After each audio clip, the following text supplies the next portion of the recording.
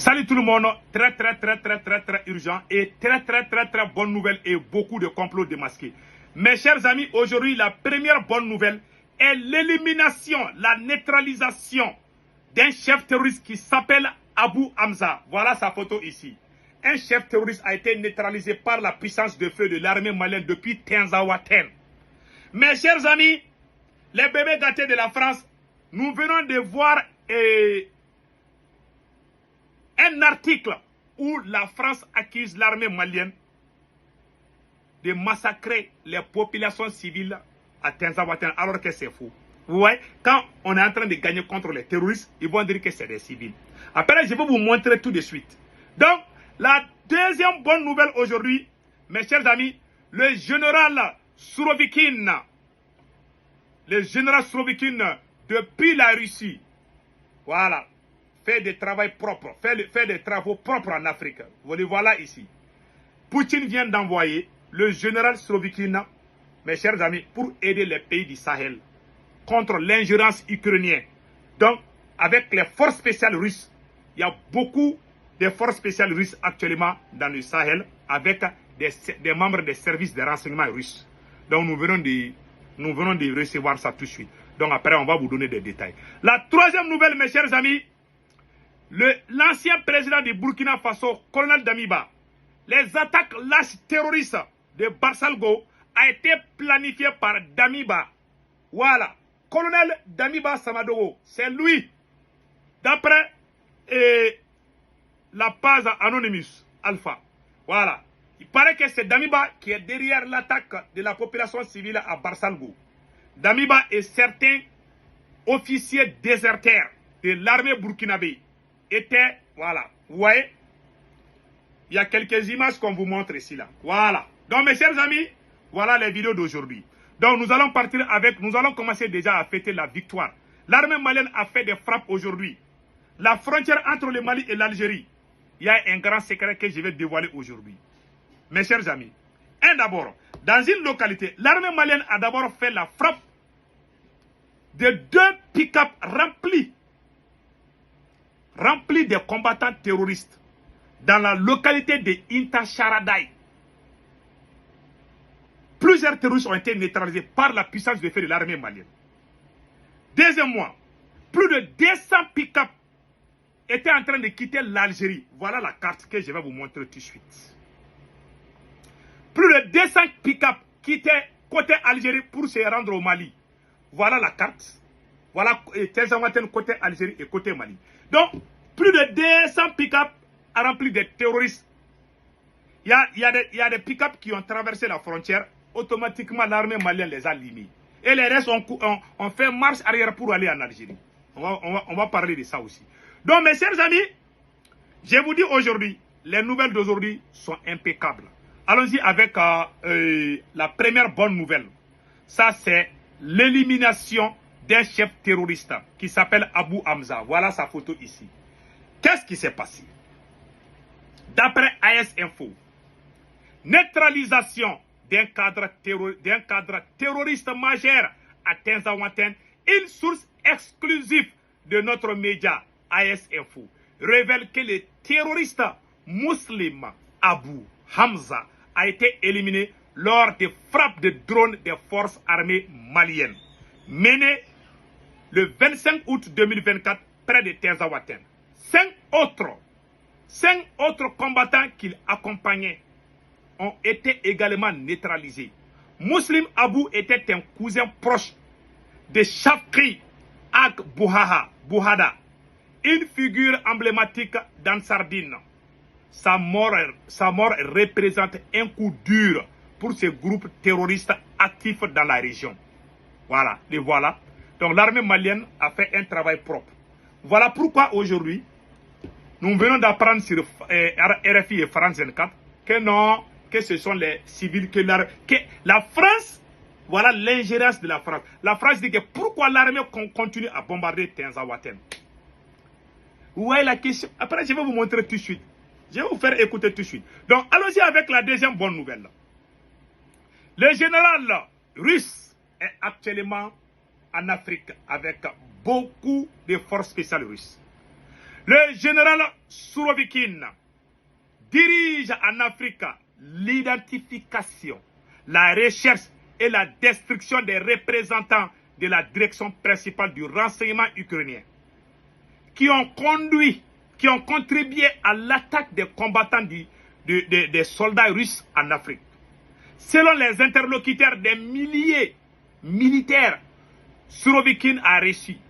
C'est-à-dire il est accompagné par des milliers de soldats russes. Donc, le Mali, le Burkina et le Niger, il y a beaucoup d'autres soldats russes avec des services de renseignement. Ils sont là en train de rechercher les Ukrainiens. Mes chers amis, la guerre là, nous allons gagner, Inch'Allah. Voilà. Donc maintenant, à l'heure actuelle, Sourovikine a reçu personnellement cette tâche. Cette tâche des mains du chef d'état-major des forces armées russes, Valery Gerasimov. À l'heure actuelle, nous parlons de porter un coup fatal aux tentatives de l'Ukraine, de Kiev, d'attaquer les formations russes et pro-russes en Afrique. À cet égard, le général Armageddon a déjà confiance en Afrique et accompli même un travail vital, superviser les missions secrètes.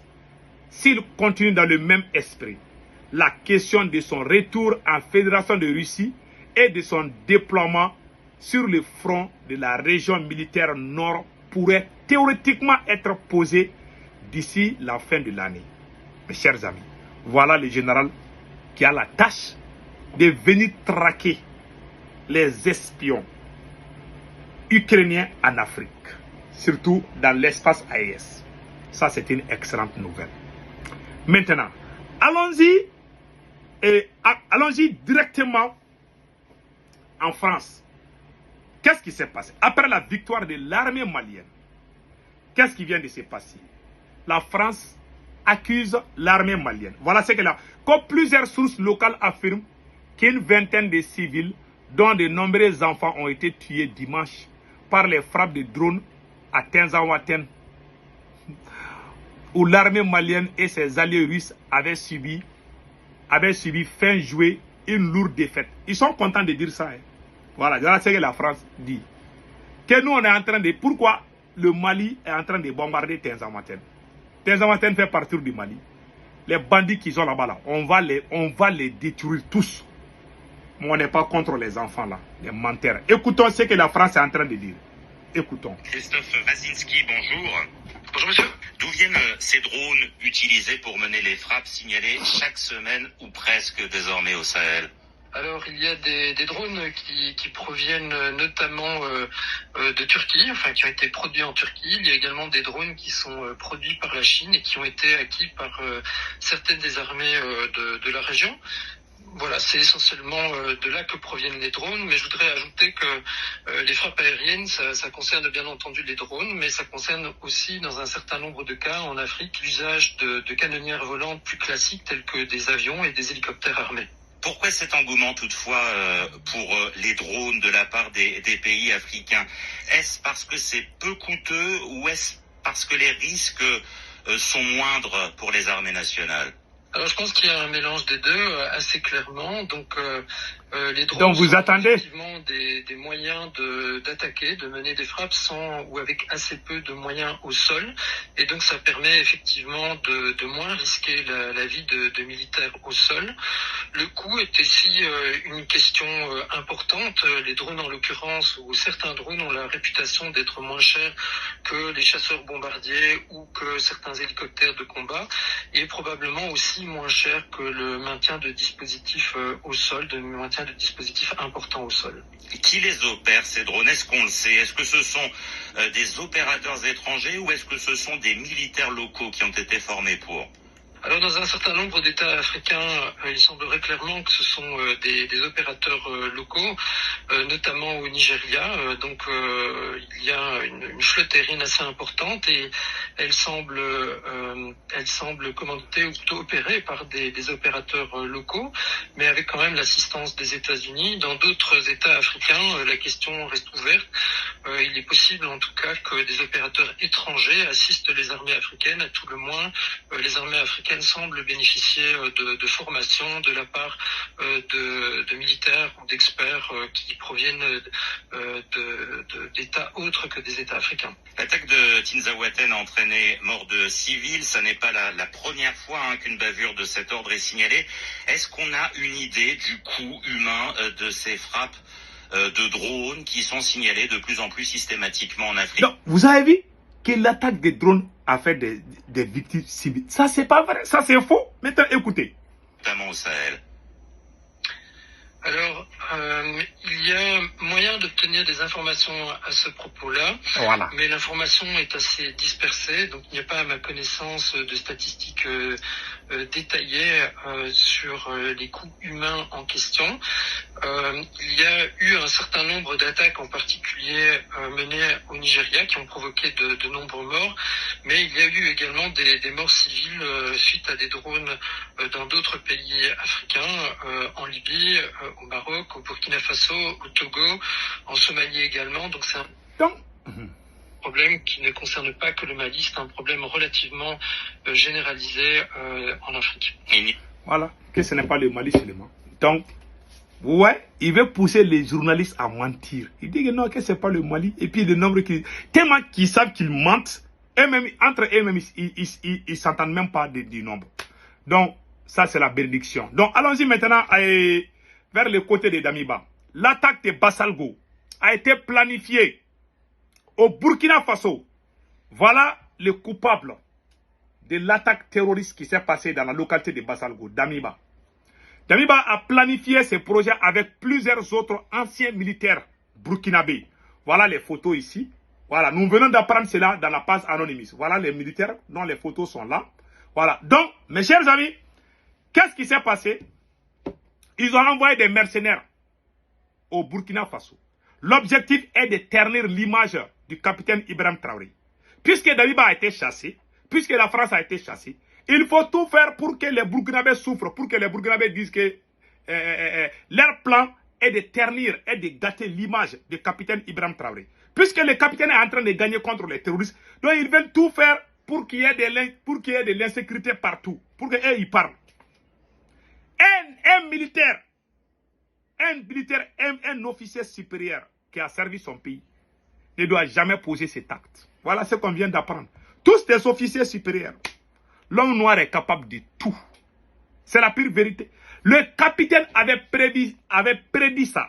Je me rappelle bien, même hier j'ai joué dans ma vidéo. Je reprends encore écouter ce que le capitaine... Donc ils ont planifié ça depuis la Côte d'Ivoire et le Togo. Il y a 3 pays. La Côte d'Ivoire, le Togo et la France. Ils ont bien combiné ça ensemble. Ils ont envoyé des mercenaires à Bassalgo pour massacrer les populations. D'après ce qu'on vient d'entendre à la page Anonymous Alpha. C'est une page qui fait beaucoup de révélations. Donc je viens de voir ça là-bas. Donc écoutons ce que le capitaine lui-même avait dit avant même le massacre. Écoutons. Le capitaine a bien vu. Le capitaine est un philosophe. Écoutons. D'agents à l'intérieur donc de nos rangs. Donc de la guerre de communication jusqu'à tout ce que j'ai cité. Nous avons essayé de contenir la situation. Certaines personnes ont été arrêtées dans cette subversion. Dans les projets d'attaque, environ une dizaine, malheureusement, de personnels FDS qui ont été arrêtés avec des complicités avérées en lien avec les terroristes, qui sont différents de ceux qui sont dans la subversion. Donc ces personnels étaient en lien avec les terroristes, les donner les informations nécessaires pour mener des attaques. C'est malheureux que ce soit des Burkinabés et encore des personnels de FDS. Ça fait mal. Mais c'est le cas. Voilà. En plus de ça, certains médias aussi ont relaté le fait que certains éléments de dire ont été contactés. Voilà. Donc, voilà ce qui se passe. Que Dieu protège les Burkina Faso. Les Burkina Faso, passez excellent week-end. Ciao, ciao.